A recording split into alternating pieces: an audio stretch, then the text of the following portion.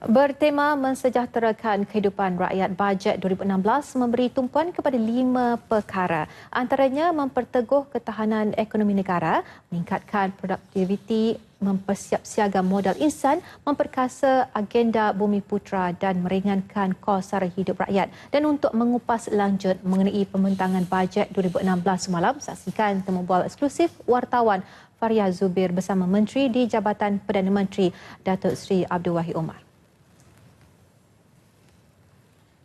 Datuk Seri, Perdana Menteri sebelum ini ketika membentangkan bajet 2016 menekankan ini adalah antara bajet yang paling sukar dirangka. Dapat Datuk Seri sendiri? Dia paling sukar kerana kita telah mendapat penurunan dari segi pendapatan daripada minyak dan gas.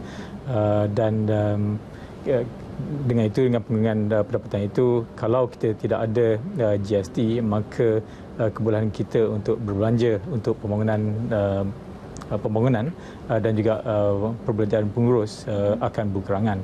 Tapi alhamdulillah, dalam suasana di mana kita telah melaksanakan GST, dia telah membolehkan pendapatan kita meningkat dan mampu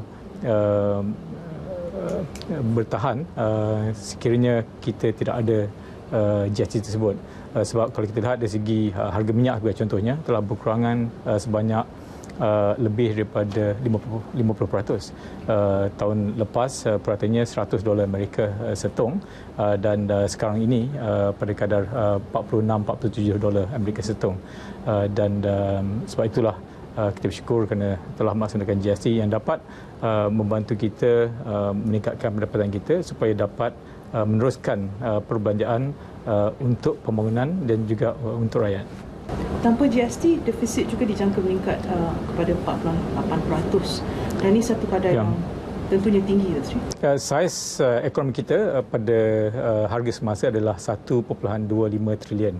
Jadi kalau kita tidak ada GST sebagai contohnya, kita akan kekurangan pendapatan sebanyak 21 bilion ringgit. Ini merupakan 1.7% daripada GDP kita. Sebab itulah dengan adanya GST ini, maka kita dapat mengurangkan defisit kita daripada 4.8% kepada 3.1%. Jadi ini telah membolehkan kita meneruskan langkah konsolidasi fiskal kita yang kalau kita masih ingat tahun 2014 sebanyak 3.4%, tahun ini 3.2% dan insya-Allah tahun depan kurang pada 3.1%. Bermakna kita masih komited kepada langkah jangka masa panjang kita untuk mencapai satu bajet yang berimbang menjelang tahun 2020. Ini Farah amat penting kerana dengan konsolidasi fiskal ini, dia akan memberikan keyakinan yang lebih kepada para pelabur dan juga agensi penerapan kredit kita. Sebab kalau tidak, kita tidak komit dengan langkah ini, berkemungkinan mereka akan menurunkan taraf kredit kita dan apabila itu berlaku, kos pinjaman kita akan meningkat dan ini akan mendatangkan kesan-kesan yang kurang baik kepada kita. Sebab itulah kita perlu terus komited kepada langkah konsolidasi. Dan walaupun kita masih banyak memberikan penekanan kepada perbelanjaan pembangunan untuk mendapatkan manfaat kepada rakyat kita.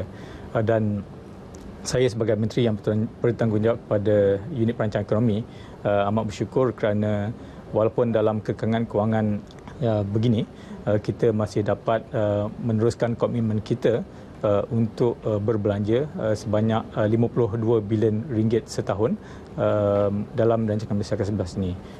Kalau Farah masih ingat, masa kita bentangkan RMK 11 ini di Parlimen pada bulan Mei yang lalu, kita menyebutkan bahawa 260 bilion ringgit diperuntukkan untuk perbelanjaan pembangunan untuk 5 tahun sehingga tahun 2020 dan alhamdulillah walaupun dalam kekangan kewangan masa ini kita masih dapat berbelanja sebanyak 52 bilion ringgit. Okey, Datuk Seri, namun peruntukan bajet sebenarnya naik sedikitlah 1.7%. Apakah faktor peningkatan itu di sebalik penyusutan pendapatan kerajaan sendiri? Kita telah pun melebarkan sumber pendapatan kita. Jadi kalau dulu kita semata-mata bergantung kepada pendapatan daripada cukai pendapatan dan juga cukai daripada hasil minyak dan gas, dan dengan ada GST-nya kita telah melebarkan sumber pendapatan, dan antara satu manfaat GST ini adalah dia mempertingkatkan pematuhan percukaian.